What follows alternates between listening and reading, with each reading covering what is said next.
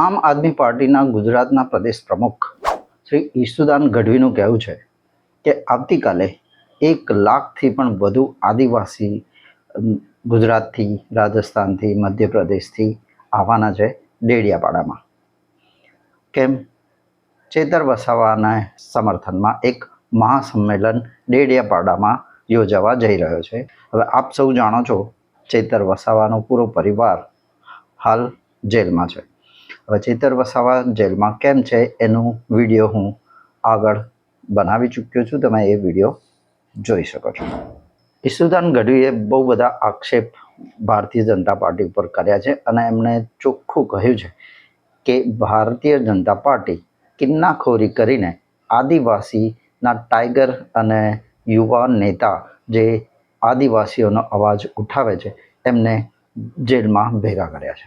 આદિવાસી સમાજના હીરો, આદિવાસી સમાજના રતન અને અંબાજીથી ઉમરગામ સુધી આદિવાસી સમાજને જાગૃત કરીને એનો અવાજ બનનાર ચેતરભાઈ વસાવા અને એમના પરિવાર અને આદિવાસી આગેવાનોને ભાજપે ખોટી રીતે જેલમાં નાખી દીધા છે. તમે જુઓ, ભાજપ છે એવું કહેતું હતું કે ભાઈ સૌનો સાથ સૌનો વિકાસ, પરંતુ હવે ભાજપને ખબર પડી ગઈ કે વિકાસના નામે એ લોકોએ કશું કર્યું નથી, ખાસ કરીને આદિવાસી વિસ્તારમાં.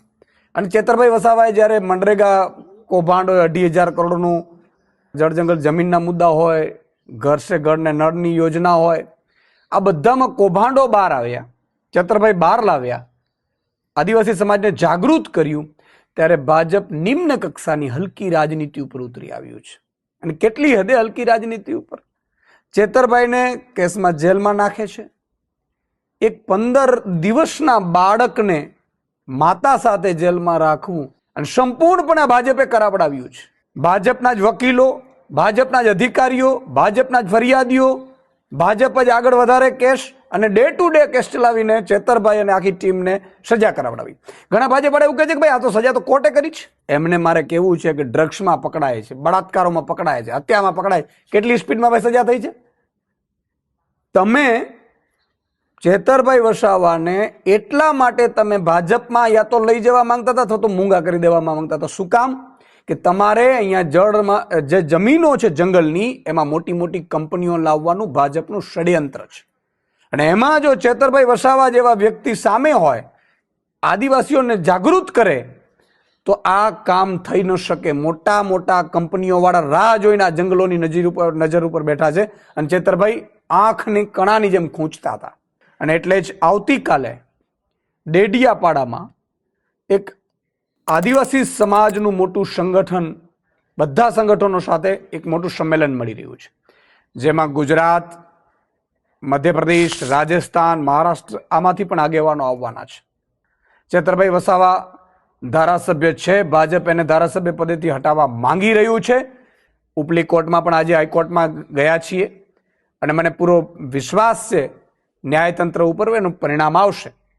અને આવતીકાલનો જે કાર્યક્રમ છે એમાં મને લાગે છે 1 લાખથી વધુ આદિવાસી યુવાનો, બહેનો, માતાઓ, દીકરીઓ ચેતરભાઈના સમર્થનમાં ભેગા થવાના છે ડેડિયાપાડામાં. આમ આદમી પાર્ટીના પણ અમારા પ્રદેશ શીર્ષ નેતૃત્વ માનનીય મનોજભાઈ, માનનીય ગોપાલભાઈ સહિતની આખી ટીમો હશે, નિરંજનભાઈ, અમારી એની ટીમો બધી હશે. હું સૌને અપીલ કરું છું કે આવતીકાલે ડેડિયાપાડામાં જે સમાજનું સંમેલન છે એમાં આપ સૌ બધા પધારો.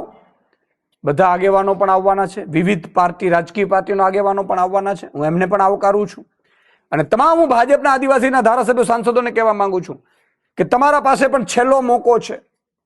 ચેતરભાઈ વસાવા જેવા આદિવાસી રતનને ભાજપે કચડી નાખવાની કોશિશ કરી છે, એના સમર્થનમાં તમે પણ ભાજપ છોડીને, ધારાસભ્ય, સાંસદ પદ છોડીને ચેતરભાઈના સમર્થનમાં આવતીકાલની રેલીમાં જોડાઓ અને ચેતરભાઈના સમર્થનમાં તમે ભાજપને છોડો એવું હું આહ્વાન પણ કરું છું. ચેતરભાઈ, અમે, ગોપાલભાઈ, માનનીય અરવિંદજી અને આખી શીર્ષ નેતૃત્વ માનનીય મનોજભાઈ, અમે આખી ટીમ લીગલના 5 વકીલો સાથેની ડિસ્કશન કરી ચૂક્યા છે.